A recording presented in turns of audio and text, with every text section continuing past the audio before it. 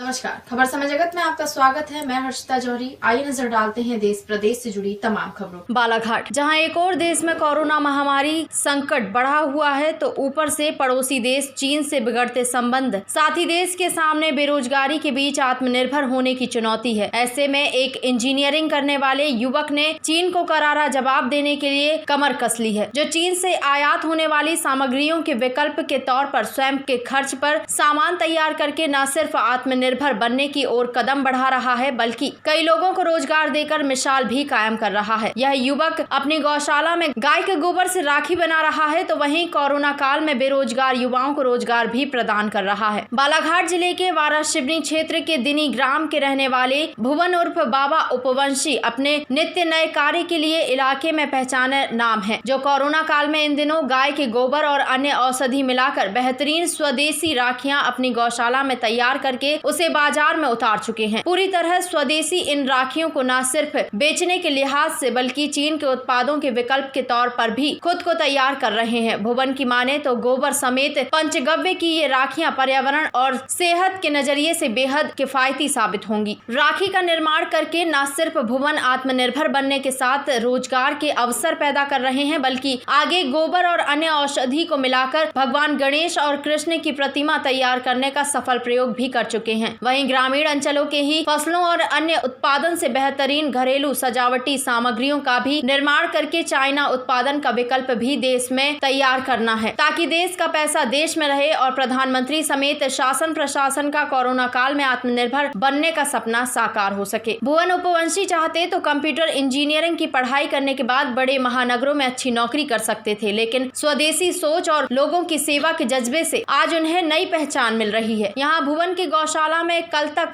बेकार बैठे गांव के पढ़े लिखे बेरोजगार को ही नहीं, बल्कि दिव्यांग और नेत्रहीनों को भी बेहतर रोजगार उपलब्ध करा रहे हैं। भुवन उर्फ बाबा उपवंशी अपनी तालीम को खुद के स्वार्थ के बजाय छोटे से लेकर बड़े बड़े कार्यों को स्थापित करने और सामानों के उत्पादन से सर्वाधिक लोगों को रोजगार देने पर हर संभव कोशिश कर रहे हैं, जो स्वदेशी और उत्पादन में चीन के सामानों के विकल्प को देश में ही तैयार करने की सोच के साथ कदम बढ़ा रहा है। अब भुवन जैसे युवा भी लोगों के मिलते साथ और विश्वास की बदौलत अब उत्पादन और सामग्रियों के निर्माण से अपने उत्पादों को गांव से लेकर विदेशी बाजार में निर्यात करने आत्मनिर्भर से लबरेज दिखाई दे रहे हैं। मेरी गौशाला एक्चुअली आत्मनिर्भर गौशाला है। मैंने गवर्नमेंट से आज तक कोई फंड नहीं लिया, ना कोई दान में हम लोग कुछ लेते नहीं है। हमारा पहले से मोटो रहा था, दान नहीं चाहिए, सम्मान चाहिए। तो हम लोग गाय से गोबर और मूत्र से बने उत्पादों को मार्केट में उपलब्ध कराएंगे, तो उसी से गाय के जीवनचर्या चलाने के लिए हमको संसाधन उपलब्ध हो जाएंगे। फिर अभी आप देख रहे हैं कि कोरोना काल में और चीन के साथ हमारी थोड़ी दुश्मनी तल्ख हुई, तो चीन का हमको विकल्प भी लाना था। तो बाकी चीज़ें तो हम पहले से बना ही रहे थे, साबुन और धूप। फिर हमने राखी को चुना और अभी सप्ताह भर से हम राखी बना रहे हैं। फिर हमने देखा चीन और क्या क्या ऐसी चीज़ें भेजता है जो हम यहाँ बना सकते हैं और उसका विकल्प बन सकते हैं। तो अभी फिर हमने जो दिया है, जो चीन से आता था बन के, हमने उसका भी विकल्प अभी गोबर से दिया बना रहे। मूर्तियाँ भी आती थी चीन से और बाहर से आती थी, तो हमने अभी कृष्ण भगवान जो जन्माष्टमी में हम लोग बहुत सारी मूर्तियाँ बना के मार्केट में उपलब्ध करवाएंगे। और हमको गणपति जी की मूर्ति के भी आर्डर आने लग गए हैं और हमने अभी बनाना चालू भी कर दिया है। जैसे कि आप देख रहे हैं, यहाँ पर लगभग 10 लोगों को रोज़गार भी मिल रहा है और हम आत्मनिर्भरता के ओर बढ़ते हुए हमारे कदम आप देख ही रहे कि हम लगभग आत्मनिर्भर होने की तरफ सोच हमारी वही थी और वही उधर ही हम लोग बढ़ रहे हैं। कोरोना काल में रोजगार का अभाव का रोना रो रहे हैं लोग, और अभी क्या युवाओं को संदेश देना चाहोगे रोजगार के दृष्टिकोण से? हाँ, कोरोना काल में लोग रोजगार के लिए हतोत्साही तो है, पर मेरा मानना है कि अगर हम संसाधन अपने आसपास संसाधन ढूंढ लें तो उनसे भी हमारे रोजगार पैदा हो सकते हैं। अब कभी आपने सोचा नहीं होगा कि गोबर से भी रोजगार पैदा हो सकता है। देखो, आज गोबर से रोजगार पैदा हो रहा है। आज हम गोबर से राखी बना रहे हैं, गोबर से दीपक बना रहे हैं, मूर्तियाँ बना रहे हैं और अच्छा खासा हमको रिस्पॉन्स भी मिल रहा है। ऐसी और भी चीज़ें हैं गाँव में, हमारे देहातों में आसपास बहुत से संसाधन के सामान है जिससे हम नई नई चीज़ें बना सकते हैं। अभी मेरे पास कुछ लड़के जो बेरोजगार थे, जो गाँव के भी थे पर बाहर वर्क कर रहे थे। जैसे एक लड़का पॉली कर रहा था इंदौर में, अभी वापस आ गया, अभी मेरे पास ही काम कर रहा है। एक लड़का पीछे देख रहे जो राखी बना रहा था, भोपाल में वर्क करता था, वो आज मेरे पास काम करता है।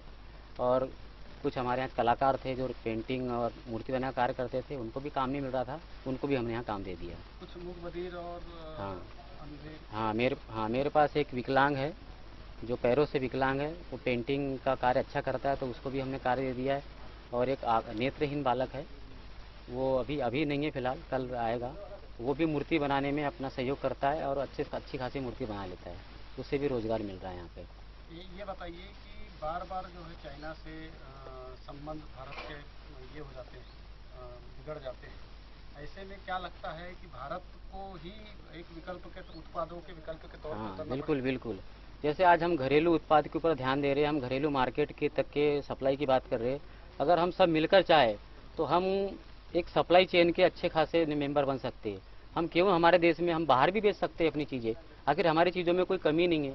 हम तो मूलतः अच्छी चीज़ों की तरफ पहले से ध्यान देते आ रहे हैं। और हमारे पास ऐसी नकली चीज़ें, जैसे चाइना की चीज़ें, आप कहावत भी फेमस है कि चाइना की 2 दिन चलती है, वैसी चीज़ तो हम बनाएंगे भी नहीं और बनाए भी नहीं है।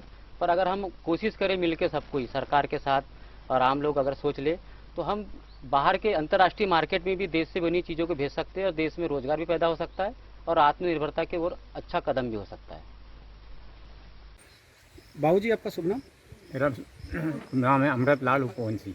उपवंशी जी, आपके जो लड़का है भुवन उपवंशी, इंजीनियरिंग की पढ़ाई किया, कंप्यूटर इंजीनियरिंग की, और वहाँ से नौकरी भी लग रही थी, जॉब लग रही थी। जॉब छोड़ के यहाँ एक गांव में आकर आत्मनिर्भर बनने की दिशा में काम कर रहा है। कैसा महसूस हो रहा है और क्या सोच आगे है आप लोगों की? ये बहुत अच्छी सोच है, क्योंकि हमारा जो देश है बहुत सी यहाँ के निजी संसाधन को उपयोग करने में काफ़ी पीछे था।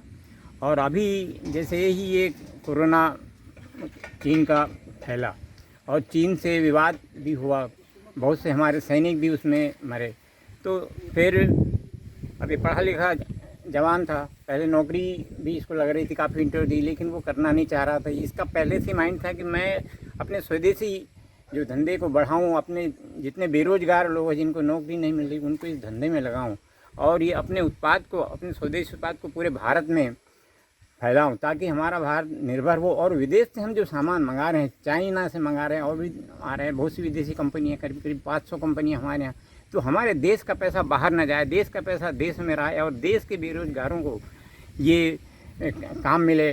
और इसमें स्वस्थ ही नहीं, अंधे, लंगड़े, विकलांग जितने भी हैं वो अभी भी यहाँ हमारे इसमें काम कर रहे हैं और उनको सबको हमको काम रोजगार देने के लिए। तो पहले भी गया था यहाँ, मैं पहले शिक्षक था, 2008 में रिटायर हुआ। रिटायर होने के बाद ये बंजर ज़मीन जितनी थी इसको मैंने उपजाऊ बनाया।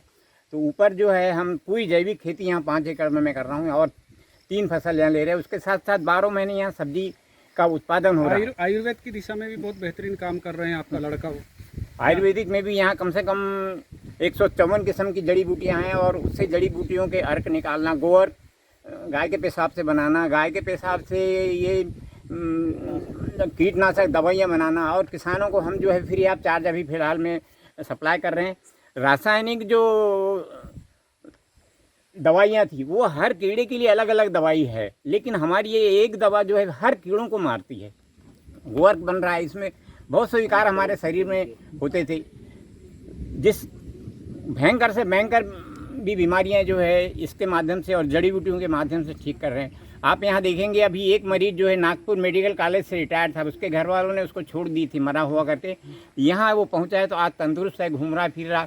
हम उसको पूरी भोजन व्यवस्था फ्री में सप्लाई कर रहे हैं। खबर समय जगत के लिए बालाघाट से संजय अजीत की report. For latest news, subscribe to our channel and press the bell icon.